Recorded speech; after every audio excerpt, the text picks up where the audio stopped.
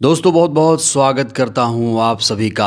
आज पूरे देश में एक ही नारा गूंज रहा है, वोट चोर गद्दी छोड़ ईवीएम हटाओ, बैलेट पेपर से चुनाव कराओ।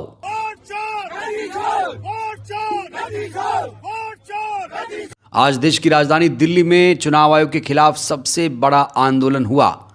कहा जा रहा है कि दिल्ली में आज 5 लाख लोगों की भीड़ इकट्ठा हुई। ज्ञानेश कुमार को जगाने के लिए, वो ज्ञानेश कुमार जो लगातार विपक्ष के सवालों का जवाब नहीं दे रहे हैं, विपक्ष के सवालों को इग्नोर कर रहे हैं, और जब जवाब देते भी हैं तो उन जवाबों का कोई मतलब, कोई मायने भी नहीं होता है। इस समय पूरे देश में विपक्षी पार्टियां लगातार चुनाव आयोग से एक ही डिमांड कर रही हैं कि चुनाव बैलेट पेपर से होना चाहिए, वोट चोरी बंद होना चाहिए। लेकिन चुनाव आयोग लगातार इन सवालों को इग्नोर कर रहा था, इन सवालों का जवाब नहीं दे रहा था, और आखिरकार विपक्ष को आज अपनी ताकत दिखानी पड़ी। चुनाव आयोग को अब झुकना पड़ेगा। चुनाव आयोग के सामने अब कोई चारा नहीं है। ज्ञानेश कुमार जी को बचाने वाला अब कोई नहीं है, क्योंकि ज्ञानेश कुमार पूरी तरीके से एक्सपोज हो चुके हैं। आज राहुल गांधी, प्रियंका गांधी, सोनिया गांधी, मल्लिकार्जुन खड़गे, कांग्रेस के तमाम वरिष्ठ नेता आज दिल्ली में इकट्ठा हुए एक साथ एक मंच पर। दोस्तों सबसे पहले इस तस्वीर को देखिए, ये ऐतिहासिक तस्वीर है आज की। ये आज दिल्ली से तस्वीर सामने आई है। मल्लिकार्जुन खड़गे, राहुल गांधी, सोनिया गांधी एक मंच पर नजर आ रहे हैं। आज जो आंदोलन हुआ है वो वोट चोर गद्दी छोड़ के खिलाफ आंदोलन है। बैलेट से चुनाव कराने के लिए आंदोलन किया गया। प्रियंका गांधी ने आज शानदार भाषण दिया। राहुल गांधी ने आज चुनाव आयोग की पोल खोली। ज्ञानेश कुमार कैसे नियुक्त होकर आए हैं, कितना निष्पक्ष हैं वो, इसको लेकर आज राहुल गांधी ने पूरी तरीके से चुनाव आयोग को बेनकाब कर दिया है। सबसे पहले बिना देर के आप राहुल गांधी का ये स्पीच देखिए, सुनिए, समझिए आखिर ये रैली क्यों हुई, कांग्रेस पार्टी क्या चाहती है, विपक्ष के तमाम नेता क्या चाहते हैं, विपक्षी दल आखिर चुनाव आयोग से चाहते क्या हैं, क्यों ये आंदोलन हो रहा है। सुनिए राहुल गांधी को। गांधी जी कहते थे कि सत्य सबसे जरूरी चीज है। हमारे धर्म में सत्य को सबसे जरूरी माना जाता है। आपने सुना होगा सत्यम शिवम सुंदरम, सुना है?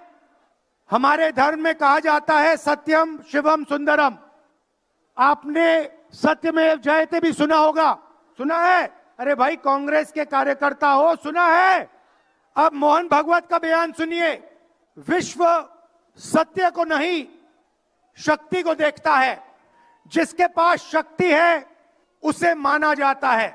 यह मोहन भागवत की सोच है, यह विचारधारा आरएसएस की है। हमारी विचारधारा, हिंदुस्तान की विचारधारा, हिंदू धर्म की विचारधारा, दुनिया के हर धर्म की विचारधारा कहती है कि सत्य सबसे जरूरी है। मोहन भागवत कहता है सत्य का कोई मतलब नहीं है, सत्ता जरूरी है। इस बात की लड़ाई हो रही है हिंदुस्तान में। भाइयों और बहनों, सत्य और असत्य के बीच में लड़ाई हो रही है, और मैं आपको इस स्टेज से गारंटी देके कहता हूं, आप देखना, हम सत्य को लेकर, सत्य के पीछे खड़े होकर नरेंद्र मोदी और अमित शाह को, आरएसएस की सरकार को हिंदुस्तान से हटाएंगे। सुना आपने, ये राहुल गांधी हैं, लोकसभा में विपक्ष के नेता हैं। ये कोई छुटभइये नेता नहीं हैं। ये चुनाव आयोग को निष्पक्ष नहीं मान रहे हैं। ये मान रहे हैं कि चुनाव आयोग गड़बड़ झाला कर रहा है। चुनाव आयोग सत्ता के साथ मिला हुआ है, सरकार के साथ मिला हुआ है। चुनाव आयोग भाजपा सरकार के साथ मिलकर काम कर रहा है, क्योंकि प्रधानमंत्री ने इसके लिए कानून बदला है, नया कानून लेकर आए हैं। चुनाव आयुक्त कुछ भी करे, उन पर एक्शन नहीं लिया जा सकता, उन पर कार्रवाई नहीं हो सकती। राहुल गांधी ने साफ तौर से ऐलान करते हुए कह दिया है कि हम इस कानून को बदलेंगे और ज्ञानेश कुमार को छोड़ेंगे नहीं। यानी ज्ञानेश कुमार का जेल जाना लगभग तय हो चुका है। अब ज्ञानेश कुमार नहीं बच पाएंगे। ज्ञानेश कुमार को प्रियंका गांधी ने भी अच्छे से सबक सिखाया, अच्छे से लताड़ लगाई, चैलेंज भी दिया कि अगर निष्पक्ष चुनाव कराना है तो फिर बैलेट पेपर पर लौटना होगा।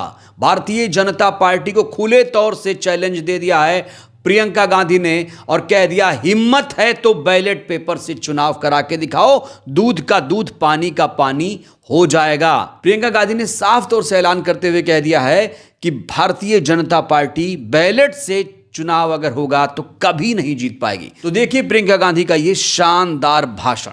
मैं चुनौती देती हूं, एक सही चुनाव लड़ लें, बैलेट पे लड़ लें, तो ये खुद जानते हैं कि कभी नहीं जीत पाएंगे। 3 करोड़ नाम काटे गए हैं यूपी में। कितना योग्य है ये चुनाव आयोग भाजपा के लिए। ज्ञानेश कुमार, सुखबीर सिंह संधू और विवेक जोशी, मेरे साथ बोलिए, ज्ञानेश कुमार, सुखबीर सिंह संधू, विवेक जोशी। ये देश इन 3 नामों को नहीं भूलेगा। ये चाहे कितने भी बड़े बड़े ये कितने भी इंतजाम कर लें इन लोगों को बचाने के लिए, एक दिन इन्हें इस देश को जवाब देना पड़ेगा कि किस तरह से इन्होंने हमारे वोटों का अधिकार हमसे छीनने की कोशिश की, किस तरह से इन्होंने साजिश रची। आज संसद को देखिए, मुश्किल से एक सत्र में 1-2 बहस होती है। और जब हमने कहा, राहुल जी ने मुद्दा उठाया, खड़गे जी ने मुद्दा उठाया कि हमें बहस करनी है चुनाव पे, एसआईआर पे, जिस तरह से वोट चोरी हो रही है उस पे, तो घबरा गए, मानी नहीं बात। अंत में जाकर कैसे माने कि हम वंदे मातरम पर भी चर्चा करेंगे।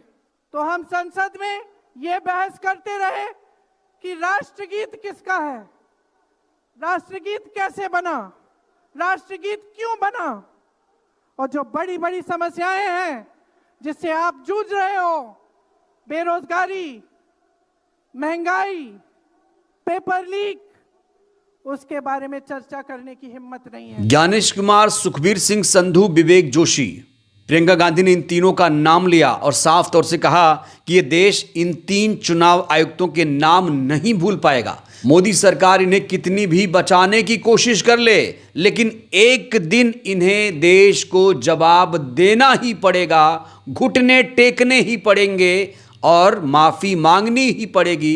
एक्शन होगा तो जेल जाना ही पड़ेगा ज्ञानेश कुमार को। सिर्फ प्रियंका गांधी, राहुल गांधी ही ने नहीं, बल्कि कांग्रेस के तेज तर्रार नेता सचिन पायलट ने भी ज्ञानेश कुमार को आड़े हाथों लिया। उन्होंने साफ तौर से कहा कि जो अभी कार्यशैली है चुनाव आयोग की, वो निष्पक्ष नहीं है।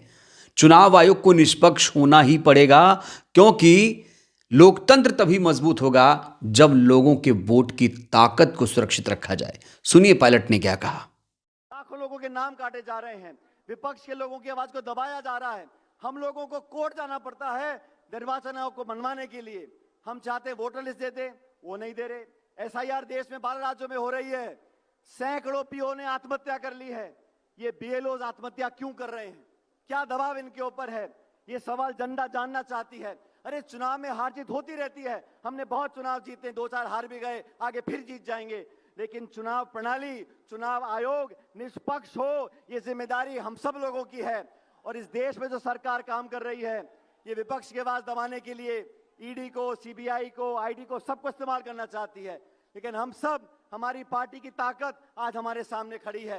देश भर में कांग्रेस पार्टी का एक कार्यकर्ता, नौजवान, बुजुर्ग, 36 कौम के लोग, चारों धर्म के लोग मिलकर इस संविधान को अपना सब कुछ मानकर आगे वाले रास्ते में संघर्ष करने के लिए तैयार। लाखों लोगों के तो दिल्ली के रामलीला मैदान में आज जो ये ऐतिहासिक रैली हुई, कहा जा रहा है इसमें 5 से 6 लाख लोगों की भीड़ इकट्ठा हुई थी। ये रैली इसलिए बुलाई गई थी, ये बताने के लिए कि हमारा जो चुनाव आयोग है, जिसके कंधों पर लोकतंत्र को बचाने की जिम्मेदारी है, वो अब निष्पक्ष नहीं रहा। जनता को जागना पड़ेगा, जनता को अब सरकार से सवाल पूछना पड़ेगा, चुनाव आयोग से भी सवाल पूछना पड़ेगा, क्योंकि चुनाव आयोग आजकल जो एसआईआर करा रहा है वो भी निष्पक्ष नहीं है। बंगाल में लाखों लोगों के नाम काट दिए गए। एसआईआर में कहा जा रहा है कई खामियां हैं, बीएलओस की मौत हो रही है, वोटर लिस्ट में लोगों के नाम जुड़वाने में कठिनाई आ रही है। तो आज चुनाव आयोग के खिलाफ जनता सड़कों पर उतरी, देश की राजधानी में अपनी ताकत दिखाई,